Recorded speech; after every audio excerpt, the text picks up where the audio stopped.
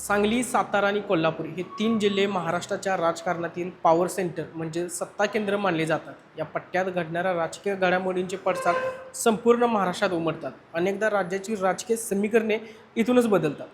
सध्या सांगलीच्या राजकारणात एक नवी ठिणगी पडली आहे, जिचे रूपांतर मोठ्या संघर्षात होण्याची शक्यता वर्तवली जात आहे. सांगलीतील 11 तालुक्यांमधील राजकारण आता एका वेगळ्या वळणावर आले आहे. भाजपचे आमदार गोपीचंद पडळकर आणि विद्यमान खासदार विशाल पाटील यांच्यात सध्या जोरदार शाब्दिक युद्ध रंगलं आहे. ही जुगलबंदी नक्की कुठेपर्यंत जाणार पाहूयात आजच्या विशेष रिपोर्टमधून. नमस्कार, मी साजिद आणि आपण पाहताय तरुण भारत कोल्हापूर. आपल्याला माहिती आहे की सांगली जिल्ह्यामध्ये राजकीय वातावरण तापले आहे, कारण जिल्हा परिषदेच्या निवडणुका आणि त्याचे आलेले निकाल यांच्यामुळे राजकारणामध्ये आणखीन एकदा वरचढ सांगली जिल्हा झालेला आहे. भाजपचे आमदार गोपीचंद पडळकर यांनी मध्यंतरी ईश्वरपूर मतदारसंघाचे विद्यमान आमदार जयंत पाटील यांच्यावर जोरदार टीकास्त्र चालवले. त्याच्यामुळे फक्त ईश्वरपूर किंवा सांगली जिल्ह्यामध्येच नाही तर संपूर्ण महाराष्ट्रामध्ये त्याचे पडसाद उमटले. तर गोपीचंद पडळकरांनी खासदार विशाल पाटील यांना धारेवर धरत एक मोठे विधान केले. पडळकर म्हणाले की 2029 विशाल पाटील हे खासदार राहणार नाहीत, त्यासाठी आपण जीवाचं रान करू. 2029 सगळ्यांचा करेक्ट कार्यक्रम करू, असा गर्भित इशारा त्यांनी दिला आहे. माझं जजचं अध्यक्षपद ज्यांनी ज्यांनी घालवलं त्या सगळ्यांना मी करेक्ट कार्यक्रम करणार आहे, असाही इशारा त्यांनी दिला आहे. खरं तर जिल्हा परिषदेच्या पराभवानंतर आमदार पडळकर, जयंत पाटील आणि विशाल पाटील यांच्यावर आक्रमक झाले होते. पडळकर यांचे हे विधान राजकीय टीका नसून ते एक आव्हान आहे. पडळकर इथंपर्यंतच थांबले नसून त्यांनी कार्यकर्त्यांना सुद्धा हे आव्हान केलं आहे. 2029 सांगलीत भाजपचा खासदार झाला पाहिजे असं ठाम वक्तव्य त्यांनी केले. यावरून असं दिसतंय की भाजपने सांगली लोकसभा मतदारसंघावर आपला जम बसवण्यास सुरुवात केली. ज्यावेळी पडळकर यांनी विशाल पाटलांना टार्गेट केलं त्यावेळी सांगलीचे पालकमंत्री चंद्रकांत पाटील हे सुद्धा उपस्थित होते. पडळकर यांच्या वक्तव्याला विशाल पाटील यांनी सुद्धा जोरदार प्रत्युत्तर दिलं आहे.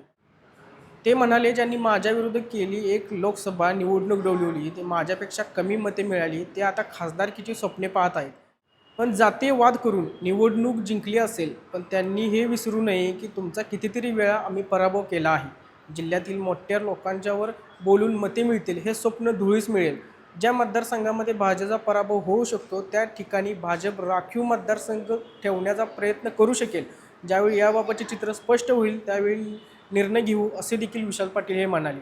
पडळकर विरुद्ध विशाल पाटील या वादामागचं राजकीय गणित बघायला गेलं तर हा वाद काही वैयक्तिक नाही. एक म्हणजे सांगली जिल्हा परिषदेमध्ये भाजपचा झालेला पराभव, दुसरा म्हणजे महाविकास आघाडीची सांगलीत झालेली मजबूत पकड, आगामी लोकसभा निवडणुकीची तयारी. हे सगळं पाहता भविष्यातील निवडणूक रणसंग्रामांचा ट्रेलर म्हणायला हरकत नाही. त्यामुळे सांगलीच्या राजकीय वातावरणात आणखी काय बदल होतील असा महत्त्वाचा प्रश्न उपस्थित होतो.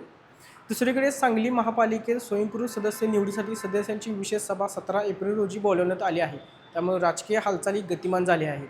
महापालिका सभागृहात सदस्यांची संख्या 78 असून सदस्य संख्येनुसार 8 जणांची स्वयंकृत सदस्य म्हणून नियुक्ती करण्यात येणार आहे. यासाठी महापौर धीरज सूर्यवंशी यांच्या अध्यक्षतेखाली 17 एप्रिल रोजी विशेष सभा बोलवण्यात आली आहे. सदस्य संख्येच्या प्रमाणात 8 पैकी 4 सदस्य भाजपचे तर राष्ट्रवादी काँग्रेस, अजित पवार आणि काँग्रेसचे प्रत्येकी 2 असे 8 स्वयंकृत सदस्य निवडण्यात येणार आहेत. त्यामुळे आता पडळकर यांच्या विधानानंतर आता विशाल पाटील यांच्या प्रत्युत्तरानंतर सांगलीच्या राजकारणामध्ये कोणते डावपेच खेळले जाणार याची चर्चा सर्वत्र रंगू लागली आहे. पडळकर आणि विशाल पाटील यांच्यात झालेल्या जुगलबंदीबद्दल तुम्हाला काय वाटते हे आम्हाला कमेंट सेक्शनमध्ये नक्की सांगा. आणि अशाच नवीन राजकीय व्हिडिओसाठी तरुण भारतच्या यूट्यूब, इंस्टाग्राम, फेसबुकला फॉलो करायला विसरू नका.